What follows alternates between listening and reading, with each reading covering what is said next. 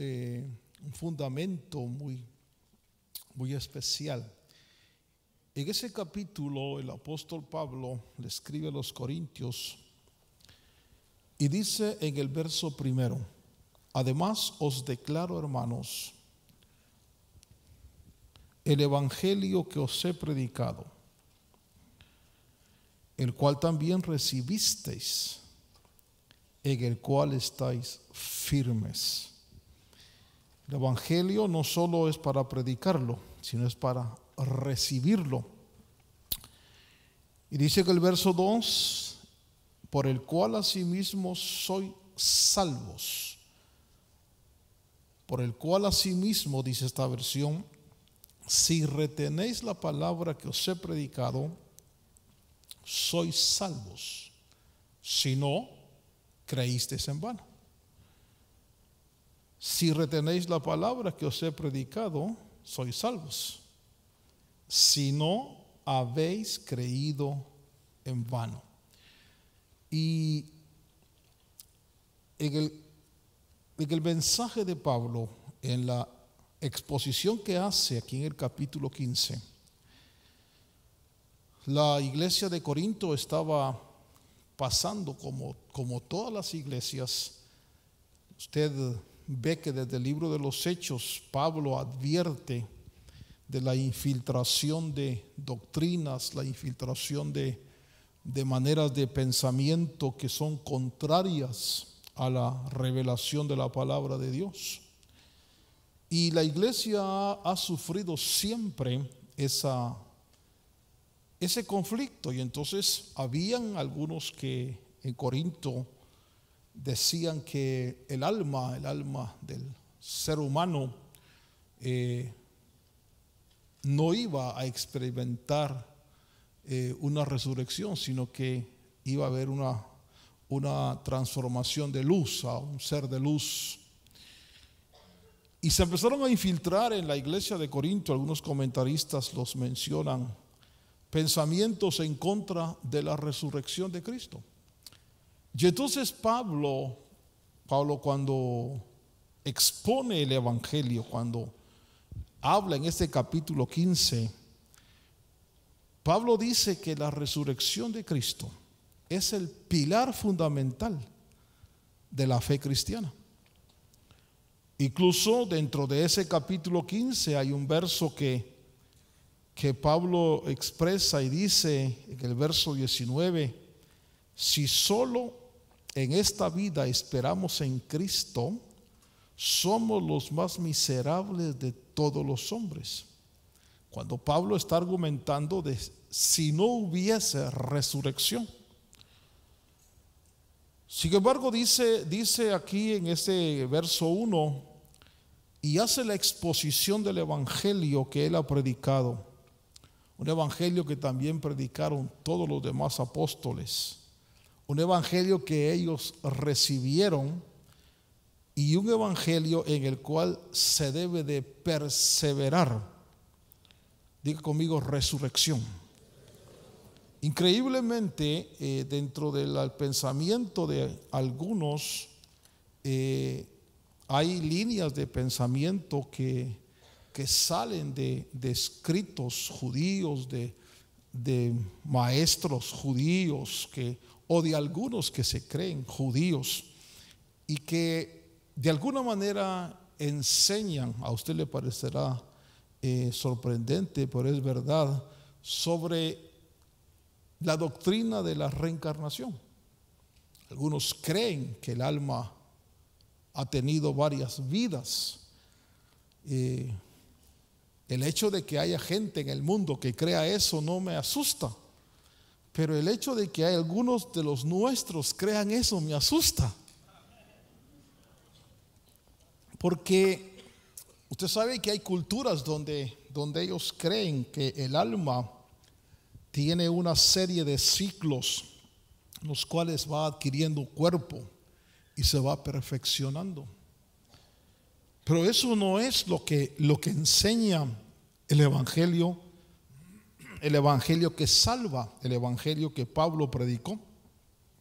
Por eso en el aspecto de la resurrección, que es el pilar fundamental. Pablo, en el capítulo 15, él dice que el evangelio que él ha predicado, el evangelio que recibieron los corintios, era un evangelio fundamentado, y que si se retenía esa palabra, la salvación era asegurada, porque era un evangelio fundamentado en la resurrección de nuestro Señor Jesucristo.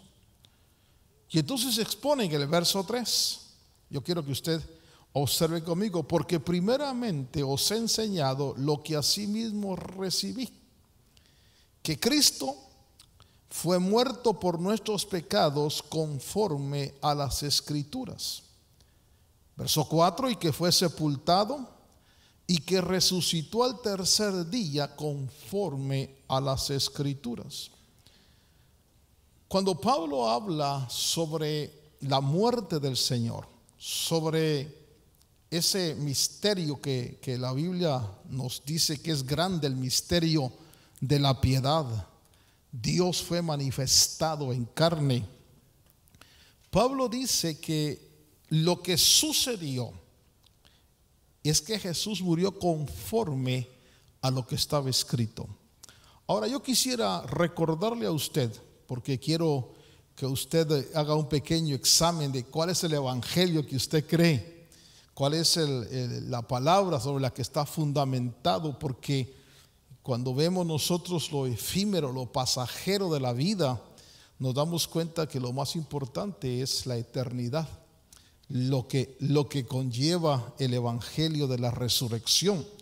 Y entonces Pablo dice que Cristo murió conforme, en el verso 3 dice: porque primeramente os he entregado lo que asimismo recibí, que Cristo murió por nuestros pecados conforme a las Escrituras. Ahora analicemos algunos versos para ver cuál fue el propósito por el cual Jesús murió.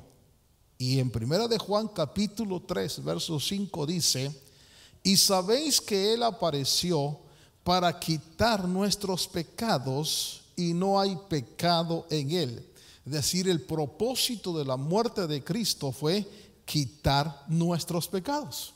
El propósito de la muerte de Cristo fue pagar por toda la deuda y los pecados nuestros, de tal manera que los que hemos creído en Cristo, los que tenemos esa fe en nuestro Señor Jesucristo, podemos decir confiadamente: no le debemos nada a Dios, porque Él pagó por nosotros, quitando todos nuestros pecados, pecados pasados, pecados presentes, y aún si hay pecados futuros, Él pagó por esos pecados. Entonces Cristo murió para quitar mis pecados. Gálatas capítulo 1 verso 4 dice: el cual se dio a sí mismo por nuestros pecados.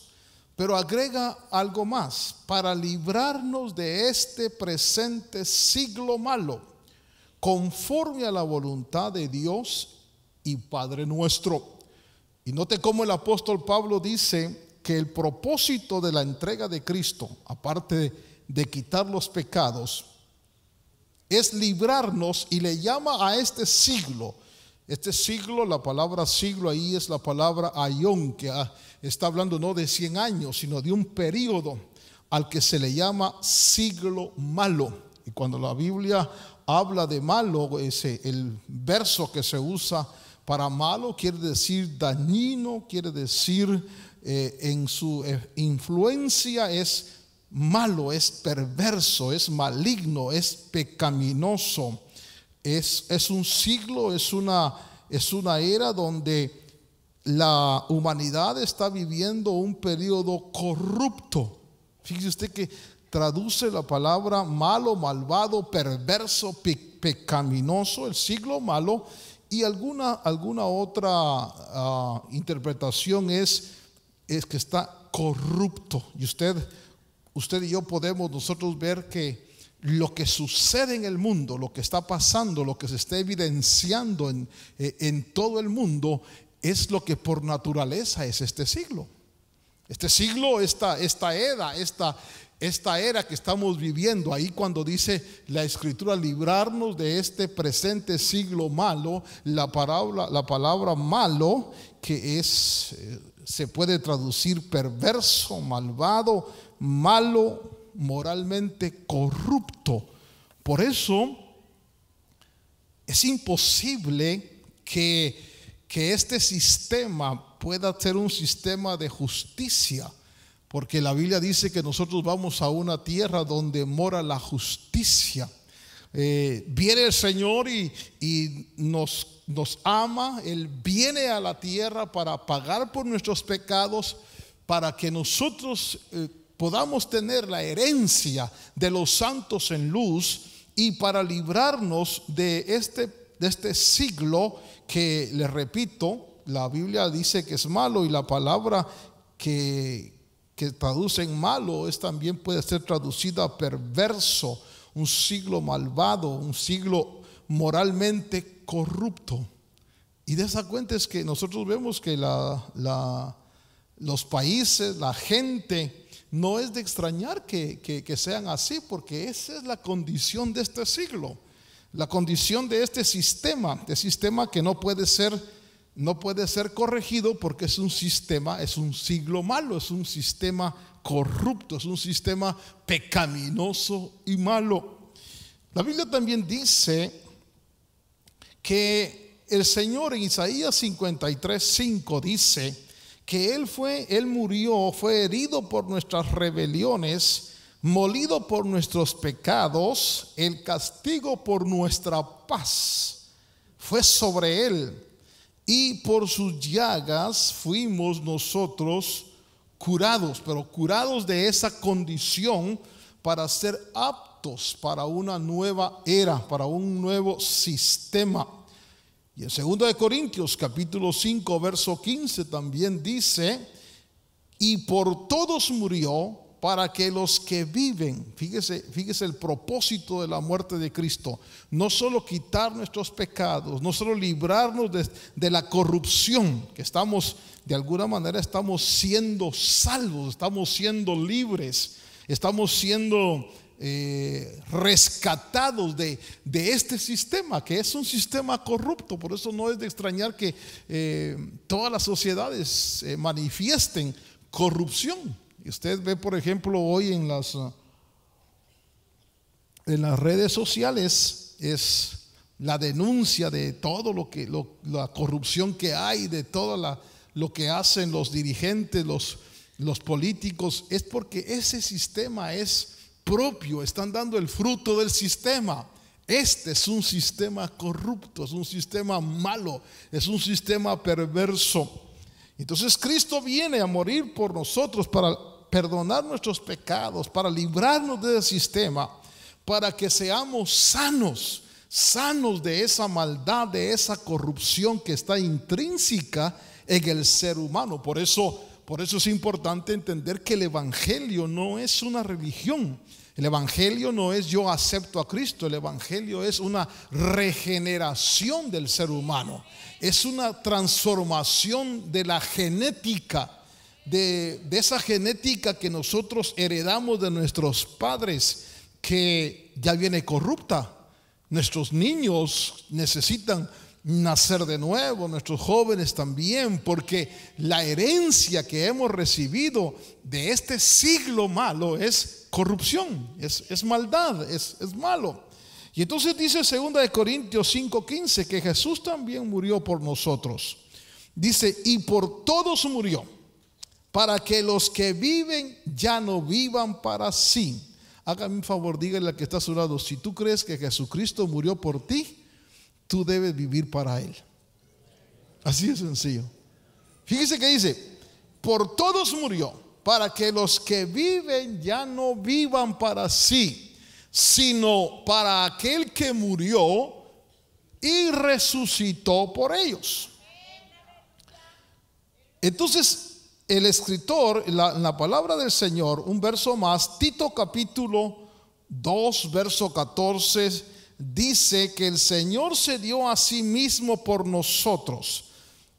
De hecho, nosotros debemos saber que el Señor, si Él no hubiera querido darse, si Él no se hubiera entregado, nadie le pone la mano encima.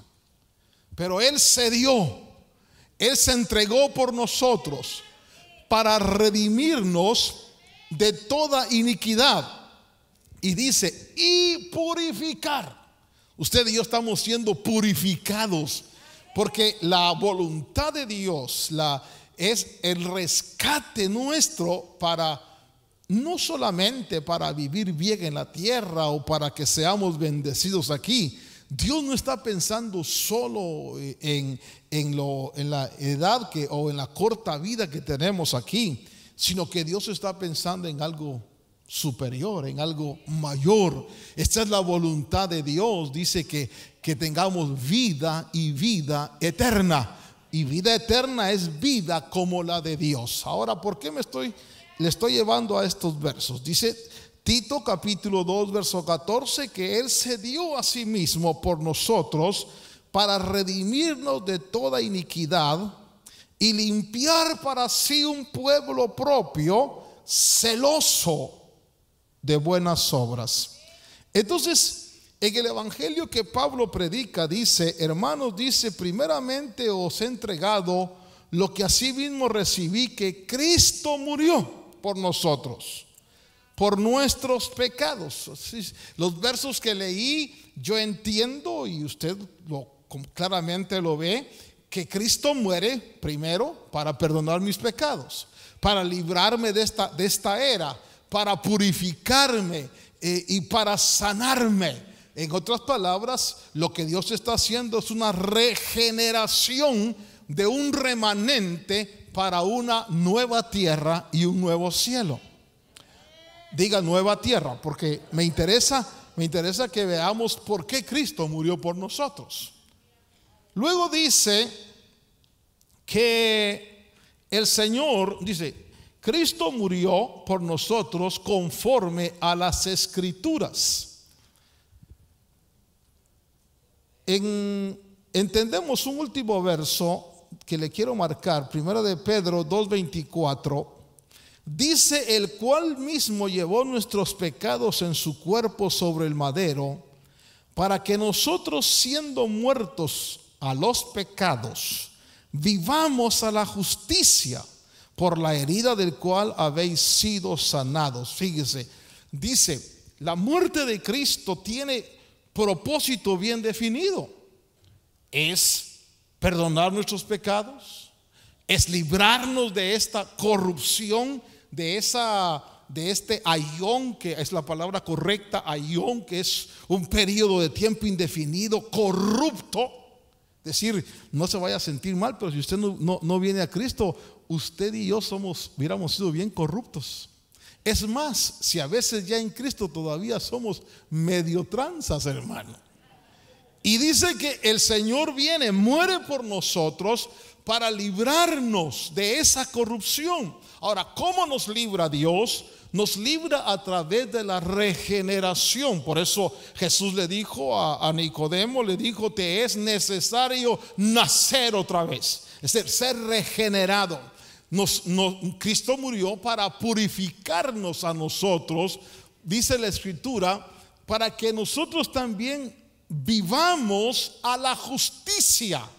Es un traslado, déjenme mencionarlo de esta manera, es un abortar la cultura de este siglo y adoptar la cultura del reino de Dios.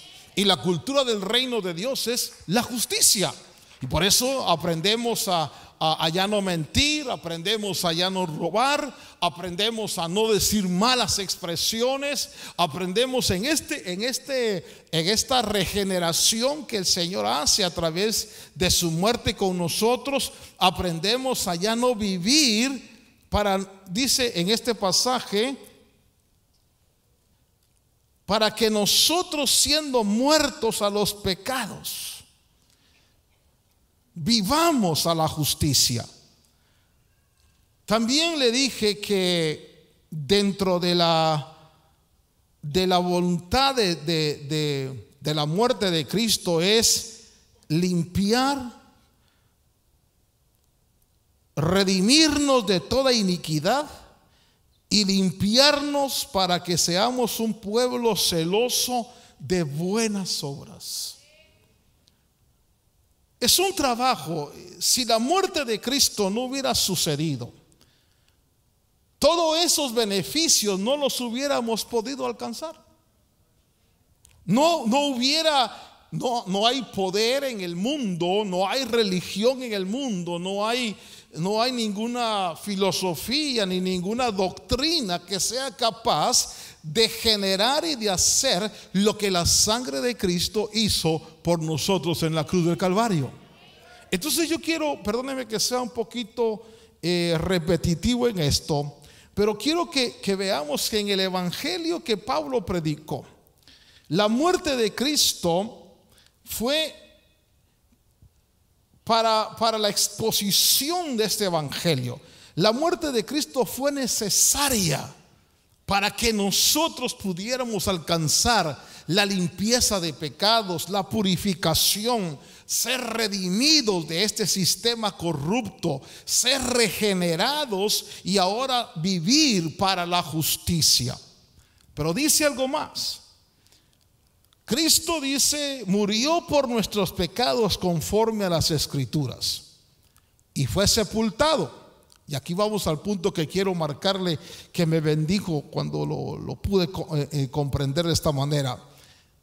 Y que fue sepultado y que resucitó al tercer día conforme a las Escrituras. Cuando habla de que fue el Señor, todas las Escrituras que se cumplieron, fíjese que recuerde usted que el Antiguo Testamento era lo que ellos leían, lo que los apóstoles leían, y los profetas habían anunciado eso, la muerte del Señor para el beneficio nuestro. Por eso yo creo cuando uno entiende lo que Jesús hizo en la cruz del Calvario, uno es agradecido con el Señor, porque Él entregó su vida, Él se entregó. Acuérdense que leímos un verso que no dice que lo agarraron, Él se dio, es decir, de su propia voluntad. Y entonces dice la Biblia que todo fue conforme a las Escrituras. Las Escrituras decían que, por ejemplo, Isaías 53:12 dice: por tanto yo le daré parte con los grandes y con los fuertes repartirá despojos, por cuanto derramó su vida hasta la muerte y fue contado con los perversos, habiendo él llevado el pecado de muchos y orado por los transgresores. Y ahí debe usted saber que Isaías está profetizando que el Señor llevó el pecado de muchos. Diga, dentro de esos muchos estoy yo. No dice de todos, dice de muchos. Por eso es interesante saber que proféticamente hablando, dice él, habiendo llevado el pecado de muchos, no de todos. Jesús mismo en Lucas 22:37 dijo: porque os digo que es necesario que se cumpla todavía en mí aquello que está escrito, y con los malos fue contado, porque lo que está escrito de mí tiene cumplimiento. Y veo dos versos más, un verso más. Daniel lo profetizó también. Daniel capítulo 9 verso 26 dijo: y después de las 62 semanas se quitará la vida al Mesías, y no por sí, y el pueblo de un príncipe que ha de venir destruirá a la ciudad y el santuario. Con inundación será el fin de ella, y hasta el fin de la guerra será talada con asolamientos. Es decir, todos los profetas anunciaban la muerte del Señor Jesús. Pero esa muerte, insisto, era para perdonarnos, librarnos, para enseñarnos un nuevo estilo de vida, para darnos herencia con los santificados. Y Jesús fue sepultado. Su sepultura es parte importante, porque yo quiero que usted piense conmigo. Tuve la oportunidad hace algunos años, bueno, he ido varias veces a Israel y me han enseñado dos tumbas. La primera vez caí, creo equivocadamente, con un guía religioso y me llevó a una iglesia católica y ahí estaba la piedra donde habían lavado el cuerpo de Jesús y bueno, dije yo, pues amén, ¿verdad? Y conocer. La segunda vez que fui me llevaron hacia abajo de un jardín y ahí está una tumba, un jardín muy bonito y ahí está una tumba y esa tumba es muy importante. Debo decirle por qué. Porque nosotros nacimos en un siglo, en un ayón, en una atmósfera, en una esfera corrupta. Si por naturaleza, al nacer en este sistema, nuestro destino, como dice Romanos, es no alcanzar la gloria de Dios. Estábamos destinados a la perdición. Estábamos destinados a no alcanzar la gloria de Dios. El pecado de Adán había pasado a todos nosotros y por ser hijos de Adán, todos éramos pecadores. Y entonces el Señor viene y en su misericordia Él se entrega por nosotros, porque sabe que en este sistema, acuérdese usted que cuando Dios le habló a Adán, le dijo: el día que comas de ese fruto morirás. Entonces la muerte entró en la humanidad y de repente nosotros nacemos en un sistema, antes de conocer a Cristo, donde voy a usar esta figura, donde la cobertura, donde la administración es de la muerte. Y usted ve, desde que nacemos enfermamos.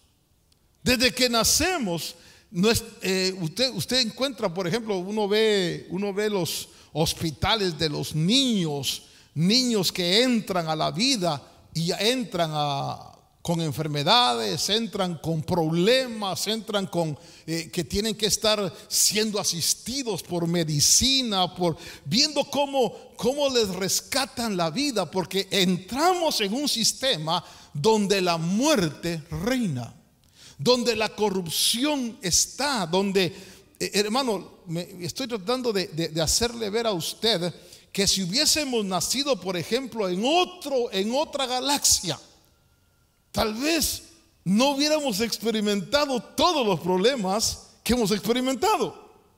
Pero aquí los experimentamos porque este es el sistema. Es un sistema malo, es un sistema corrupto. Por eso el niño desde que nace, y no nos asombremos, hay enfermedad, hay problemas en el ser humano, hay tanta dificultad, hay maldad en los jóvenes, porque todo el sistema está corrupto. Entonces Cristo vino para sacarnos de esta muerte. Por favor, déjeme mencionarlo de esta manera. Estoy tratando de poderle transmitir lo que me impactó a mi corazón, entenderlo. Es como que nosotros estuviéramos metidos en una tumba. Nacimos en este sistema, nacimos para morir, nacimos para estar enfermos, nacimos para debilidad, nacimos para necesidades, nacimos para estar cansados, nacimos, hermano, para experimentar tanta cosa mala que se experimenta en la tierra. No sé si me están de entender. Pero Cristo viene a nosotros y el Señor viene para sacarnos de ese sistema, para sacarnos de ese dominio de la muerte, para sacarnos de esa, llamémosle, de esa progresión hacia la muerte, porque todo aquel que no conoce a Cristo, su destino es la muerte. Y la muerte y la condenación, que fue lo que el Señor le dijo a Adán, le dijo: el día que comas de ese fruto morirás. O sea que, con todo respeto, la herencia que nuestros padres nos han dado es una herencia corrupta. Por eso le puedo decir, no tiene la culpa tampoco mi papá, ni tampoco mi abuelo, ni mi bisabuelo. La culpa viene desde el huerto. y tal vez vamos a echarle la culpa a Adán, pues. Y tal vez no a Adán. Porque Adán le dijo a Dios: si yo estaba bien, el buey solo bien se lame. Dijo: ¿para qué me diste esta mujer? Le dijo: ella me dio de comer. Usted sabe que fue la justificación que Adán le dio a Dios. Pero entonces, por ese pecado entró el dominio de la muerte. El primogénito de la muerte, la Biblia enseña que es la enfermedad. Ahora, ninguno de los que están aquí, ni el predicador, ninguno, me atrevo a decir ninguno, ha dejado de experimentar esos aguijones. Usted se ha enfermado. En algún momento de su vida se ha enfermado. Y ha tenido que auxiliarse con medicina, con médicos, con operación, hermano, para ver cómo mantiene la vida. Pero esta realmente no es vida. Esta es existencia. Porque la voluntad de Dios, cuando envió a Jesús, dijo: es que ellos no conocen la vida. Ellos conocen la vida bajo el dominio de la muerte. Mire, lo voy a explicar. No creo que ya lo expliqué. Vivir bajo el dominio de la muerte es vivir con necesidades, con cansancio, con enfermedades, con dolores, con aflicciones. Eso es vivir bajo el dominio de la muerte. Y nosotros nacimos en un sistema, en un ayón perverso, malo, donde dice la Biblia que la muerte es la que domina. Pero bendito sea Dios, que en su misericordia fuimos nosotros objeto de la gracia de Dios, y Cristo muere por nosotros. Ahora, les repito, ¿para qué murió por nosotros? Y perdone que sea porque es sencillo mi mensaje de esta noche. Solo quiero tratar de enfocar lo que le quiero decir, lo que sentí en mi corazón como bendición. Como estamos bajo un sistema malo, donde la muerte domina por los pecados. Porque aún las maldiciones no tendrían fuerza si no hubiera pecado. ¿Sabe que si usted no tiene ningún pecado, aunque lo maldiga el mismo diablo y toda la gente, no le pega nada? Nada. Porque no hay iniquidad en Jacob, ninguna maldición pega. Pero maldición, entiéndalo de esta manera: la enfermedad no es una bendición.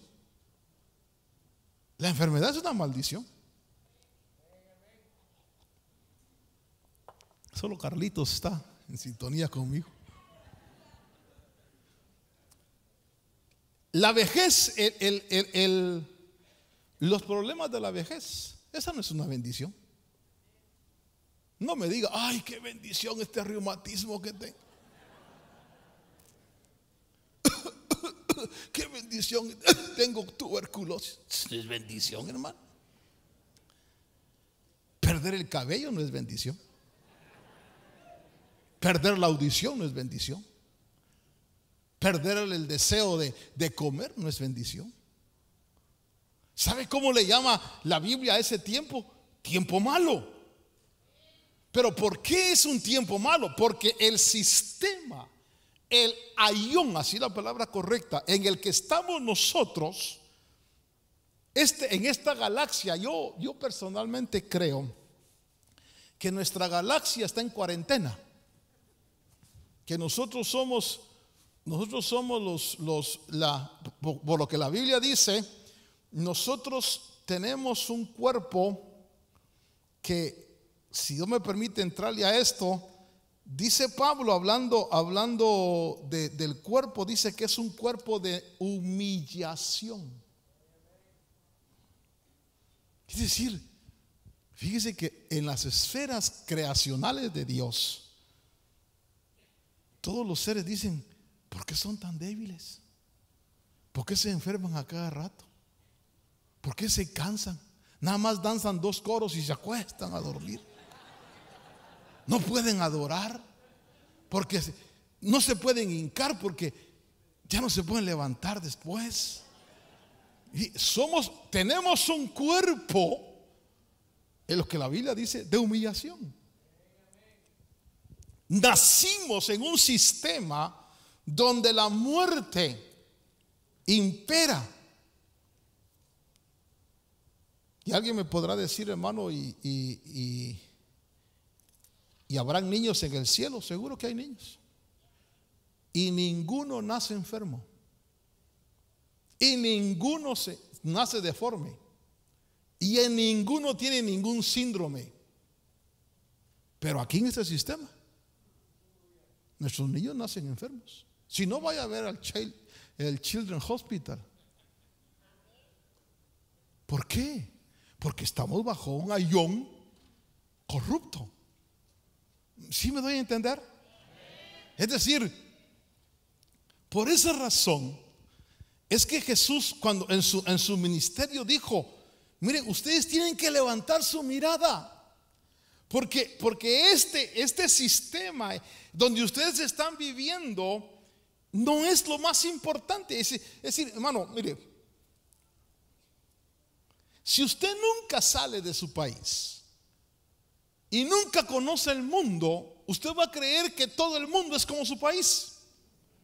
Voy a explicarlo. Supóngase que en su país se lava en el río, porque usted vive en la aldeíta ya, y va a lavar al río y a montar caballo, o tal vez burro, y usted nunca sale de su pueblo, nunca. Usted va a morir creyendo que todo el mundo es como esa aldeíta. Pero ¿qué sucede cuando usted salió de su aldeíta? Bueno, no sé, tal vez yo, pues usted es de la metrópoli, y viene y se da cuenta que hay naciones mucho más desarrolladas. Se quitó los guaraches y se puso zapatos finos. Sí, cambió. Usted se dio cuenta que la vida ya no era toda la vida. Estoy usando este ejemplo para que usted, por ejemplo, entendamos que lo que nosotros estamos entendiendo como vida aquí no es vida de acuerdo a la vida en Dios, sino es una existencia. Es decir, la misericordia de Dios nos alcanza. La sangre de Cristo nos limpia, nos purifica, nos regenera y nos empieza, hermano, a purificar, pero no para vivir aquí. Porque la voluntad de Dios no es que nosotros vivamos acá. Por eso Jesús dijo: vosotros no sois del mundo. Entonces, por favor, y aquí voy a ir al punto que me tocó y me bendijo. Como este es un sistema corrupto, es un ayón malo, Él vino para quitarle a la muerte el derecho sobre mí. Y la única forma de quitarle el derecho sobre mí era quitándome los pecados. Entonces la sangre de Cristo me limpia de todo pecado. Segundo, el Señor, déjeme recordarle aquí en estos versos, me libra de este presente siglo malo. Es decir, quiero ayón, diga conmigo ayón. Entonces es como que el Padre dice: vas a sacarlos de ese ayón y los vas a meter en otro ayón, en otro sistema. El evangelio no es bendición para nosotros aquí, pero no es bendición permanente aquí. Comprendamos esto.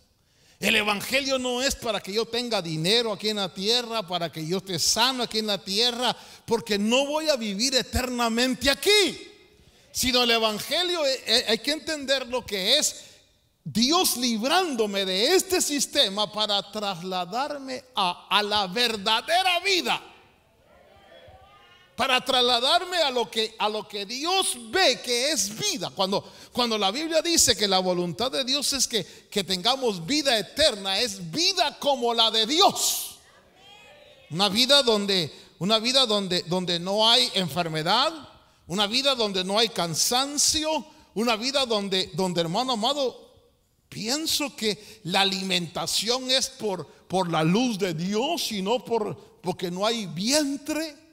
No hay que estar comiendo a cada rato como nosotros, que si no comemos a cada rato nos morimos, hermano.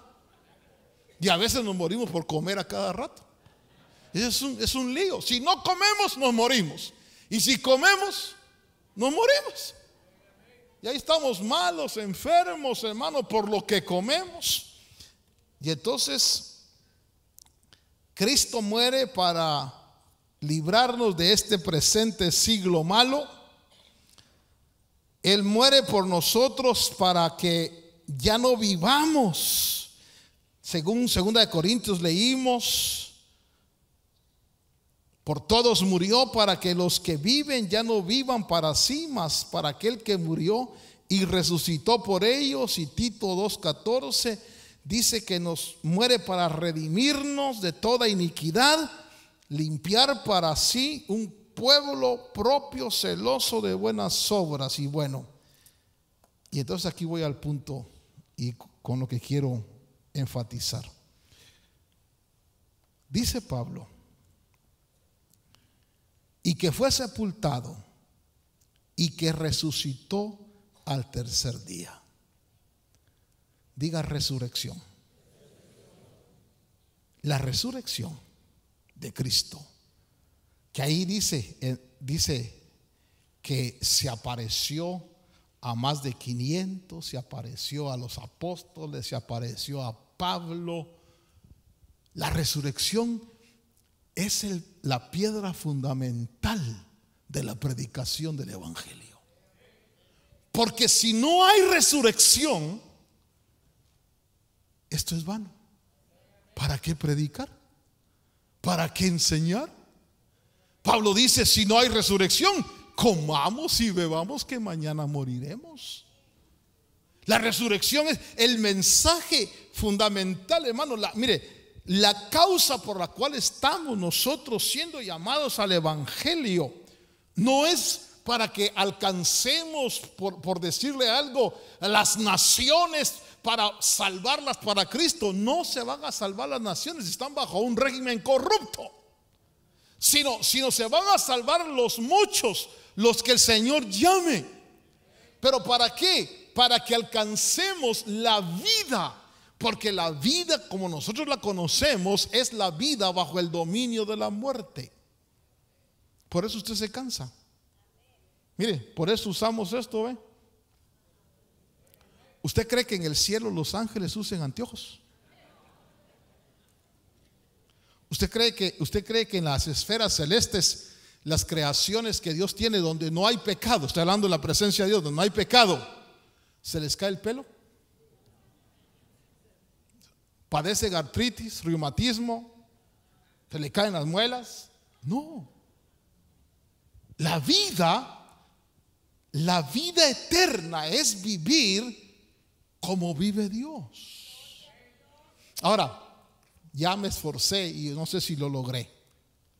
Lo que quiero hacerle ver es que esta vida aquí no es vida. No sé si ya me di a entender.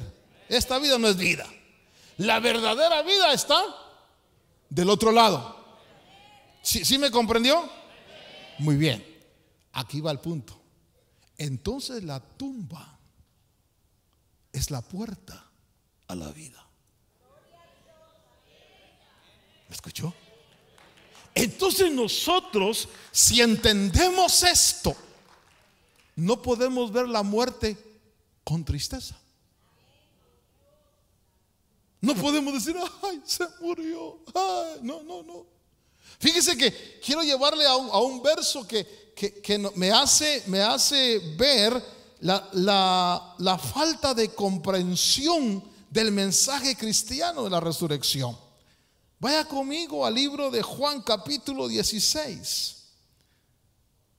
Jesús les dice a sus discípulos, mas ahora voy al que me envió, y ninguno de vosotros, 16:5, me pregunta ¿dónde vas?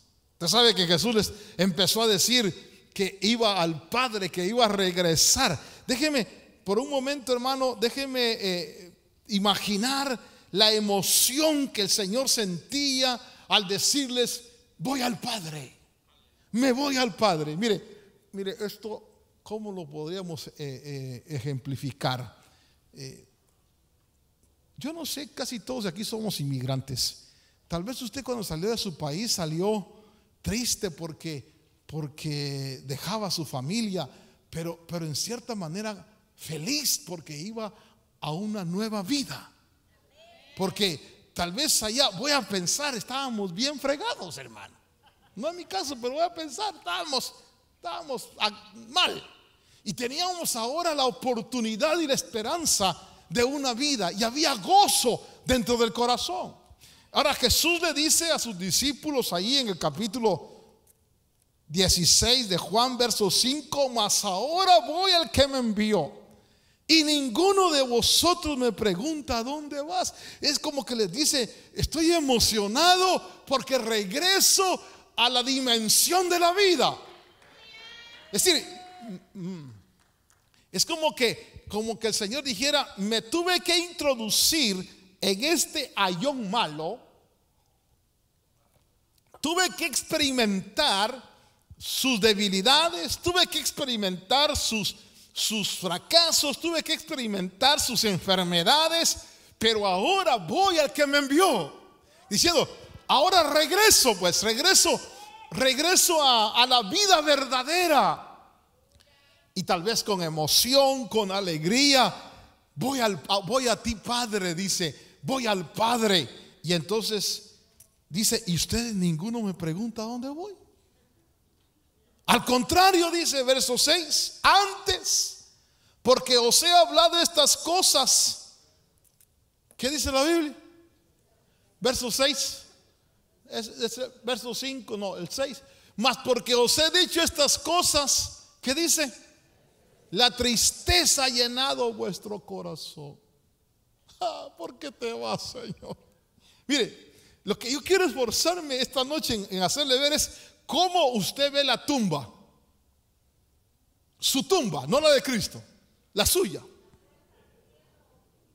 ¿La ve con emoción? ¿La ve así como el Señor vio la partida? ¿O la ve: ay, no, yo toco madera y porque si nosotros creemos en el evangelio que Pablo predicó, si nosotros creemos que Jesús murió y resucitó, si nuestra esperanza es la resurrección nuestra, yo quiero llevarle a usted a que observe lo que Pablo dice, porque dice que la resurrección, vaya conmigo al capítulo 15 del libro de Corintios. Pero dirá alguno, verso 35, ¿cómo es eso de cómo será la vida en la resurrección de los muertos? ¿Con qué cuerpo vendrán? 35. 1 Corintios 15, 35. Por favor, el verso 36 no es para nosotros, pero ahí dice Pablo en el verso 36: necio, lo que tú siembras no llega a tener vida si antes no muere. Mire, me voy a atrever, y quizás no le va a parecer mal esto, porque a mí me conviene morirme, hermano. Y a usted también. Y es más, y soy caballero, dejo que usted se vaya primero.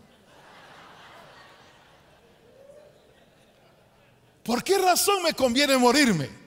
Oiga esto, verso 37. Y lo que siembras no es el cuerpo que nacerá, sino el grano desnudo, quizás de trigo o de alguna otra especie. Verso 38. Dios da un cuerpo como Él quiso a cada semilla su propio cuerpo. Verso 39. No toda carne es la misma carne, sino que una es de los hombres, otra de las bestias, otra de las aves y otra de los peces. Verso 40. Hay asimismo cuerpos celestiales y cuerpos terrenales, póngale cuidado a esto. ¿Qué es lo que usted tiene ahorita? ¿Un cuerpo terrenal? Un cuerpo que usted lo cuida, le echa loción, desodorante, shampoo, le echa también, ¿qué más le echan después del shampoo? Acondicionador, después moco de gorila para que se peine bien. Y de todas maneras queda parado el pelo ahí. Hay cuerpos terrenales, pero la gloria del celestial es una y la del terrenal es otra. Ahora, vea conmigo, lea conmigo esto. Verso 41. Hay una gloria del sol, de la luna, las estrellas, y cada estrella diferente en gloria. Verso 42. Así es también la resurrección de los muertos. Se siembra cuerpo corruptible. Óigame, hermano, por favor, si usted no se baña, perdóname, usted apesta, hermano. La verdad, si yo no me baño, yo apesto. Todos los días tengo que estar, porque esto es corruptible, esto expele mal olor. Y por eso los franceses tuvieron éxito inventando los perfumes, y uno se echa por todos lados, hermano. Porque, hermano, si no usted no usa un perfume, que lo aguante su mamita, ¿verdad? Porque es corruptible esto. Pero se siembra un cuerpo corruptible y se resucita un cuerpo que dice, ¿qué será tener un cuerpo incorruptible? Versículo 43. Se siembra en deshonra, se resucita en gloria. Mire, se siembra en debilidad. ¿Qué será tener un cuerpo poderoso? Donde usted no se cansa, donde usted no se fatiga, donde usted, hermano, puede hacer cosas que humanamente en este cuerpo no se pueden hacer. Ahora, dice, versículo 44.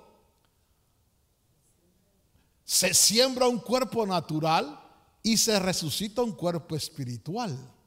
Hay cuerpo natural y hay también cuerpo espiritual. Verso 45.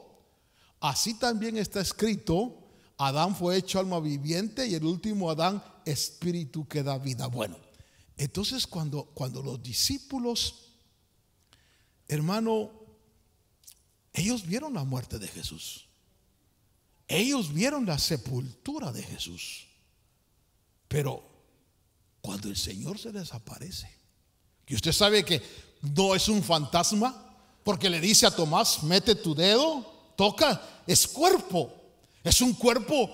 Ahora es como diciendo: este cuerpo lo van a tener ustedes. Esta es la vida verdadera. Cuando ustedes ya no estén sujetos a las leyes de la debilidad, de la corrupción, de la mediocridad en la que viven. Cuando ustedes puedan desplazarse en el tiempo y en el espacio. Cuando ustedes puedan trascender las dimensiones. Este cuerpo es para ustedes. Entonces los discípulos, ¿cómo miraban la tumba? Hermano amado, la muerte para ellos no era otra cosa que la puerta a la vida. Pero el evangelio, mire, si nosotros vemos, se muere alguien y nos pasa lo de los apóstoles, tristeza. Se murió. Ay, ahora yo he visto hermanos que hasta gritan: ay, ¿qué voy a hacer? Me dejaste, desgraciado. Ay, hermano. Y el otro entró en la vida. Mire, les voy a pedir algo. Yo sé lo que estoy diciendo. Si ustedes están vivos y a mí me toca morir, no vayan a llorar, por favor. Canten. Porque el día que yo muera, el día que entregue esto débil, corrupto, esto como dice un cuerpo de debilidad, un cuerpo, hermano, que Dios mío, se fatiga, se enferma, un cuerpo que ya no mira bien, que ya no oye bien, hermano, que si se come un buen chicharrón le da una pesadilla en la noche. ¡Qué barbaridad! El día que yo muera y que entre en la tumba, esa tumba es la puerta que voy a accesar para la vida verdadera y eterna. Entonces, para nosotros los cristianos, la resurrección de Cristo es fundamental. Por eso, amados, miren, si usted está cerca ya de la tumba, take it easy. Es más, si usted está cerca de la tumba, usted debe ser de los que más dance con alegría. ¿Sabe por qué? Porque está a punto de entrar en la vida eterna. Porque los que nos quedamos aquí todavía tenemos que batallar con esto que tenemos encima. ¿Cómo ves tú la tumba? Porque a mí me tocó cuando dije, y cuando yo leo, hermano, y veo un pensamiento que Jesús le dice, voy al Padre, pero Jesús sabía que iba a morir, pero en el corazón del Señor, hermano, Él no les dijo, mire, yo voy al Padre. No, con emoción voy a la vida otra vez. Qué diferente si nosotros no entendemos esto. Vemos la muerte como una calamidad. Vemos la muerte como, ay, se murió el hermano. Se murió el hermano. Cuando yo veo la Biblia, dice que nosotros debemos de permanecer en el evangelio que Pablo predicó, donde se nos enseñó no de una reencarnación. Porque tristemente le digo, yo sé que allá afuera en el mundo hay quienes creen en la reencarnación y me da tristeza, pero ni modo, pues ellos creen eso. Pero que hayan hermanos aquí que estén creyendo en la reencarnación, eso sí me dio, por poco me da patatuche, hermano. Dije, pero ¿cómo? Que creen que en el siglo XV fueron Corazón de León, Ricardo Corazón de León, y que ahora ese hermano aquí, hermano, ya me dio un shock. Dije, ¿a quién están escuchando? Dice, si ustedes creyeron este evangelio de la resurrección, porque está establecido que los hombres mueran una sola vez y después de esto el juicio. O sea que no hay, hermano, perdónenme y que yo sea recalcitrante, pero se nos han infiltrado falsos que están enseñando cosas que no son. Pero usted no sea tan ingenuo, usted vaya a la Biblia, vaya a ver el evangelio que Pablo predicó, porque dice Pablo, les hago saber, hermanos, les declaro el evangelio que os he predicado, en el cual estáis, el que recibisteis, en el cual estás firmes, por el cual asimismo sois salvos si retenéis la palabra que os he predicado. No, es que hay ciertos escritos judíos que dicen, pero no te mandó Dios. Es cierto, sacamos sabiduría de ahí, pero no nos mandó Dios a creer eso, sino lo que está en su palabra, el evangelio de Pablo. A ver, yo quisiera tener un poquito de paz en mi corazón. Si tú crees en la resurrección, a ver, todos los que creen en su resurrección, levanten la mano. Me da paz. A ver, los que creen en la reencarnación, levanten la mano, porque así sé quiénes son. Gracias a Dios. ¿Cómo miramos la tumba? La tumba porque cuando yo leí aquí, fíjese, leí el pensamiento, dice, hermano amado, que cuando Jesús les dijo, voy al Padre, tristeza vino a ellos. Antes dice, porque os he hablado de estas cosas, tristeza ha henchido vuestro corazón. está bien que los que no tienen este conocimiento y no conocen a Cristo, está bien que se pongan tristes y que lloren, hermano, y que reclamen por la muerte. Pero nosotros que conocemos a Cristo, la tumba, fíjese que me tocó cuando pude ver, cuando pude visualizar, entrar a la tumba es la puerta para salir a la vida. Fíjese, a la vida, porque ahorita no estoy en la vida, ahorita estoy existiendo, pero existo ahí con, hermano, a base de vitaminas. Mire, mi esposa me da de todo, hermano. Me dice, mira, esta agua amarga es buena. Toma la agua amarga. Mira, estas pastillas son buenas. Toma pastillas para acá. Mira que este polvo es bueno. Polvo para acá.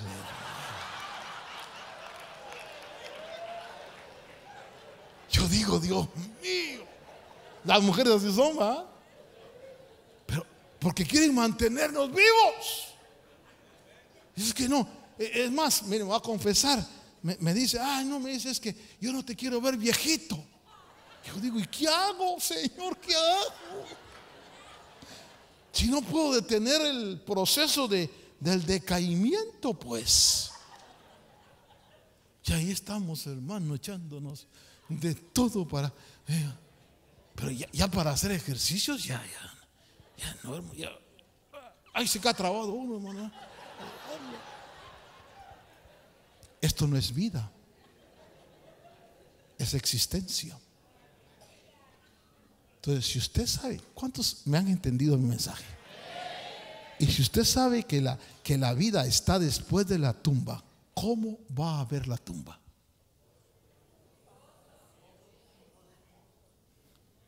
Hermano, fíjese que fui al doctor y el doctor me dijo que tengo cáncer terminal, hermano, y que me quedan 3 meses de vida. Hermano, en 3 meses paso la tumba y en 3 meses entro a la vida.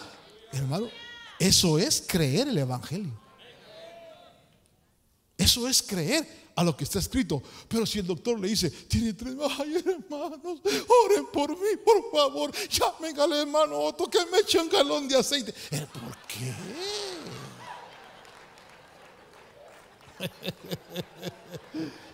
Pero entonces no estamos creyendo el evangelio. Mire, ya, vámonos a descansar. La tumba es la puerta para la vida. Dígale a los del mundo, mi tumba es la puerta que voy a cruzar para entrar en la vida. Y se van a reír de usted y van a decir que está loco y van a decir, no, este está. Pero eso es lo que este bendito libro dice y lo que es el evangelio de Cristo Jesús. Él murió para limpiar mis pecados, para purificarme, para hacerme caminar en la justicia, para que yo vea la tumba como la puerta para la vida. Hagamos una oración. Padre Dios, que este conocimiento, Señor, no sea solo información a mi mente, sino sea revelación a mi espíritu. Y que pueda, Señor, en el tiempo que me quede aquí, Señor, vivir para ti, preparándome para ese momento, Señor, donde pasaré a la vida. Esa vida que ha de ser fantástica contigo, Señor. Esa vida que tú das hermosa.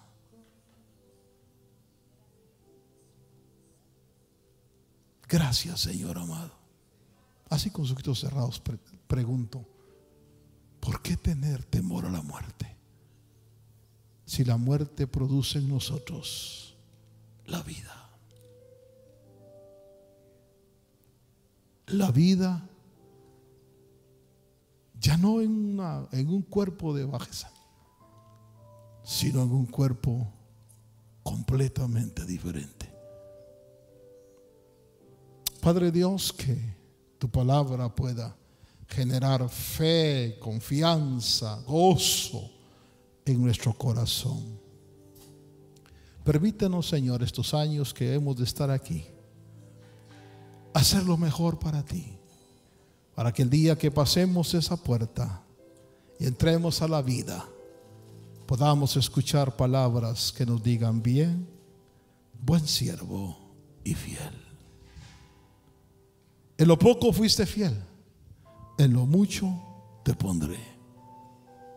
Padre, que como dice ahí tu palabra, nuestro trabajo en ti no es en vano. Bendice cada hermano, bendice cada familia, que cada mente, que cada corazón, Señor, reciba la semilla de la esperanza de vida eterna, y afiancemos, Señor, nuestro evangelio, un evangelio con fe en la resurrección tuya y en nuestra resurrección. Gracias, Señor, en el nombre de Jesús. Amén y amén.